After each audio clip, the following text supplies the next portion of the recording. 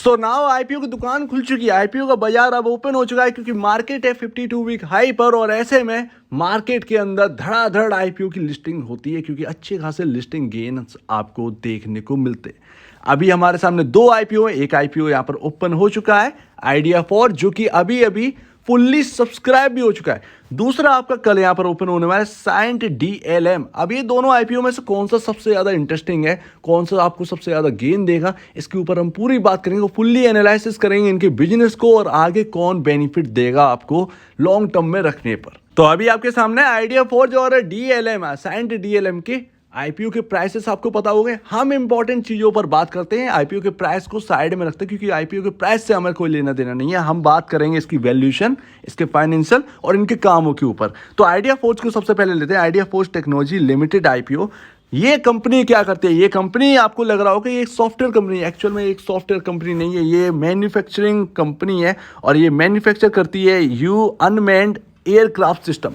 अब ये यूएएस क्या होता है? आपने ड्रोन देखे हैं, ये वो ड्रोन भी इसके अंदर आते हैं, लेकिन उससे भी बड़े, उस ड्रोन से भी बड़े कुछ व्हीकल्स होते हैं जो कि डिफेंस के अंदर वर्क करते हैं, जो कि यहाँ पर इसरो के लिए या कि बाकी वगैरह वगैरह या वेदर वगैरह वगैरह बहुत सारी चीज़ों में यूज़ होने वाले हैं। मैं आपको एक एग्जांपल के तौर पर दिखाऊंगा, अभी काम को समझते हैं। और ये यूएएस को जो कंट्रोल करते हैं उसके लिए दो सॉफ्टवेयर यूज़ करते हैं, जो कि ये आपके सामने है, ब्लू फायर लाइव और ब्लू फायर टच। ये दो सॉफ्टवेयर्स हैं जो कि यहां पर यूज आते हैं यूएएस को कंट्रोल करने में। अब थोड़ा सा और डिटेल में समझते हैं यूएएस को, लेकिन उससे पहले आप देखिए कि यहां पर ये कंपनी मार्केट लीडर है इंडिया के अंदर अनमैन्ड एयरक्राफ्ट सिस्टम बनाने में।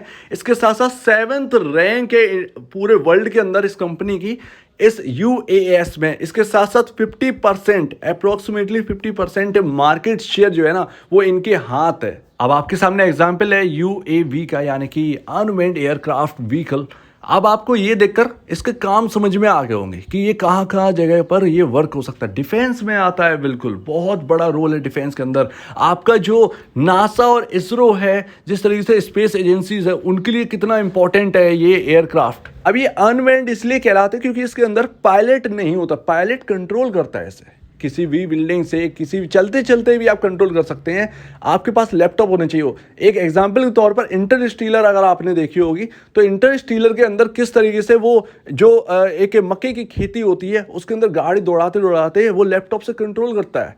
वही है अनमैन्ड एयरक्राफ्ट। ये बड़े होते हैं साइज में, बल्कि होते हैं, महंगे भी बनते हैं, लेकिन इनकी आवाज़ नहीं आती, तो ये आसानी से बिल्कुल वर्क कर सकते हैं। आपके पास से निकल जाएगा ऊपर, आपको पता भी नहीं चलेगा।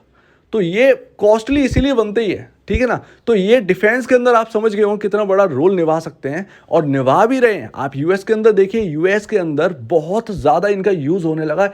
आपका यूएस जो है ना वो किधर भी इसको भेज देता है, पता भी नहीं चलता।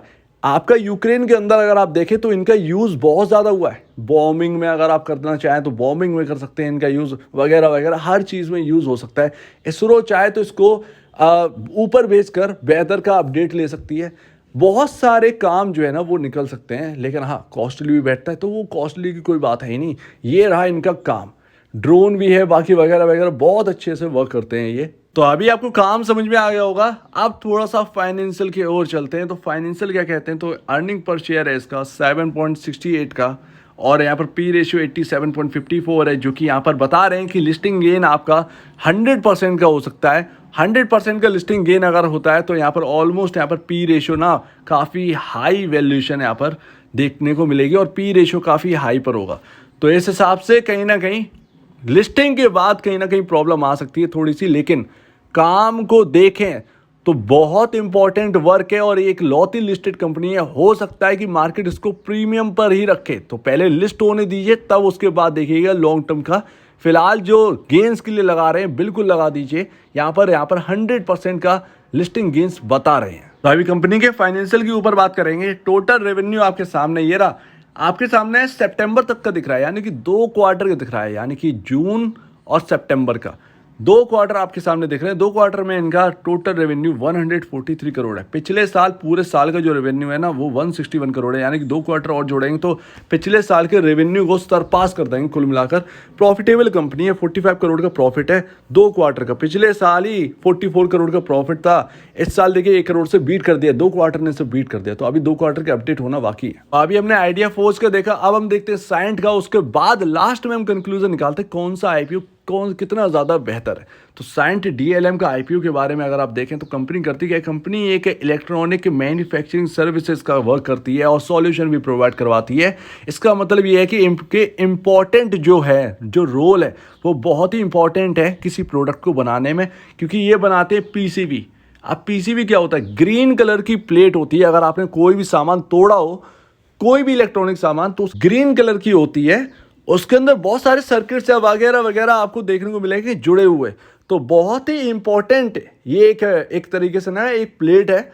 आप चाइना के अंदर, मैंने आपसे एक वीडियो में कहा था कि अगर इंडिया की मार्केट को आपको देखना है कि कितना रिटर्न बन सकता है, यहाँ पर करोड़ों का रिटर्न बन सकता है, आप सिर्फ चाइना के मार्केट में क्या क्या चला था उस वक्त आप उसको फोकस करिए। क्योंकि इंडिया ना मैन्युफैक्चरिंग में बढ़ रहा है, और मैन्युफैक्चरिंग बढ़ने का ये बेनिफिट है कि यहाँ पर अनलिमिटेड जॉब्स हैं भाई, बहुत सारी जॉब्स क्रिएट होंगी। इसके साथ साथ बहुत सारी अपॉर्चुनिटीज़ हैं जो कि अब तक हमको हाथ में नहीं लगा था।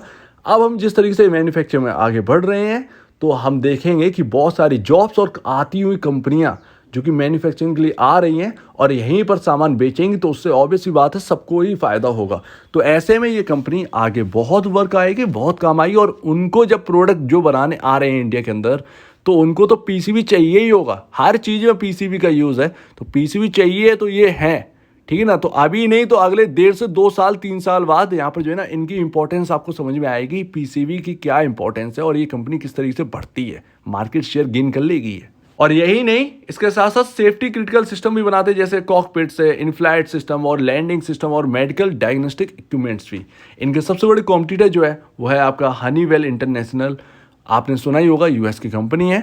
थेल्स ग्लोबल सर्विसेज, इसके साथ साथ एबीबी और भारत इलेक्ट्रॉनिक लिमिटेड जो कि हमारे यहाँ लिस्टेड हैं, एबीबी और भारत इलेक्ट्रॉनिक लिमिटेड। और अभी इनका वैल्यूएशंस की बात करें तो यहाँ पर ईपीएस जो है ना वो 7.75 का है, पी रेशियो 66.25 का है। तो ये आपके सामने रहे थोड़े से इंडिकेटर्स जो कि आपको बताते हैं कि पी रेशियो अभी जिस भाव पर आ रहा है प्राइस, थोड़ा सा महंगा कहीं ना कहीं दिखता ही है। और आपके मार्च के रिजल्ट यानी पूरे साल का अगर आप देखें तो 838.34 करोड़ रुपए का टोटल रेवेन्यू है। 2022 का अगर आप देखें तो 728 करोड़ का रेवेन्यू था। 2021 का आपका तो 636.91 करोड़ का रेवेन्यू, और 2020 464.91 करोड़ का रेवेन्यू। तो आपका 4 साल में डबल हो चुका है आपका टोटल रेवेन्यू। प्रॉफिट के नंबर्स आपके सामने है, 31.73 करोड़ का प्रॉफिट हुआ है 2023 मार्च के हिसाब से पूरे साल में।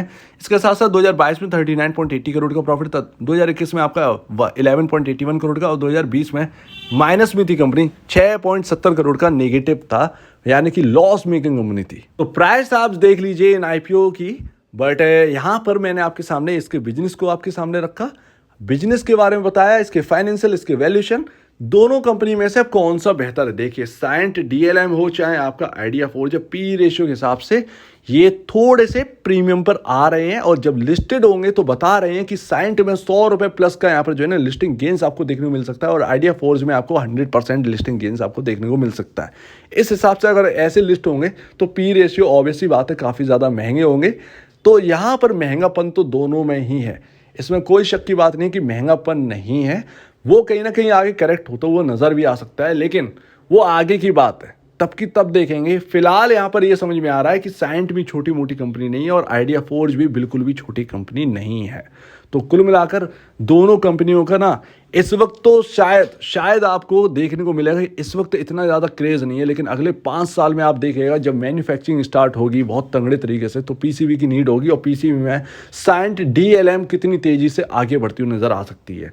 तो ये आपका आगे के लिए बहुत इंपॉर्टेंट कंपनी है इंडिया के लिए और स्टॉक मार्केट के लिए कि ऐसी कंपनियाँ लिस्टेड हैं। आप देखिए पीसीबी में पहले कभी भी लिस्टेड नहीं थी कंपनियाँ, अब देखिए लिस्टेड हो रही, तो इससे बढ़िया बात नहीं है। आपके लिए। यहाँ पर पीसीबी कंपनी अगर किसी को बहुत अच्छी लगती है तो पीसीबी की तरफ आप साइंट डीएलएम को देख सकते हैं।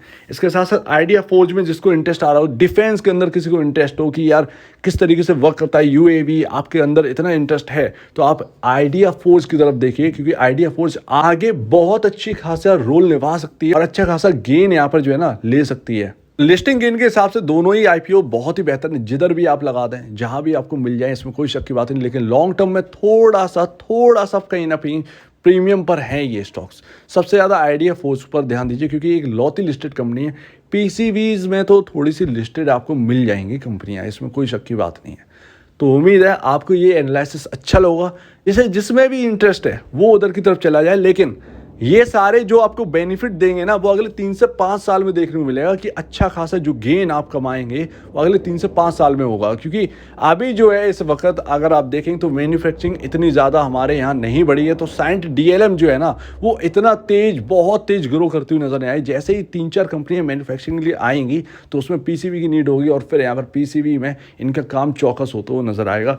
आइडिया फोर्ज आप समझी गए हैं कि किस तरीके से डिफेंस ऑर्डर मिलते रहेंगे यूएवीज के लिए, और बाकी जगह जगह बहुत बड़ी अपॉर्चुनिटी है। किसी और कंट्री ने डिमांड करी कि यूएवी हमें भी दीजिए इंडिया, तो यहाँ पर आइडिया फोर्ज है हमारे यहाँ।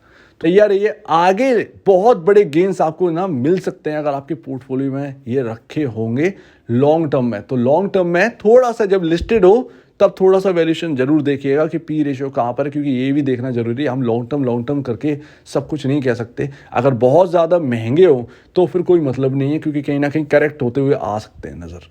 तो इस पर भी ज़रा ध्यान दें। तो जब लिस्टेड हो जाए तो प्लीज़ एक बार चेक करें पी रेशियो अगर काफ़ी ज़्यादा महंगा है तो फिर कहीं ना कहीं सतर्क होने की बात है। अदरवाइज लॉन्ग टर्म के लिए ये फिट कहीं ना कहीं फिट बैठते हैं। तो उम्मीद है आपको ये बात अच्छी लगी। आपको कौन सा आईपीओ पसंद है प्लीज़ कमेंट सेक्शन में कहिएगा। और आप वीडियो देखने के लिए बहुत धन्यवाद दोस्तों।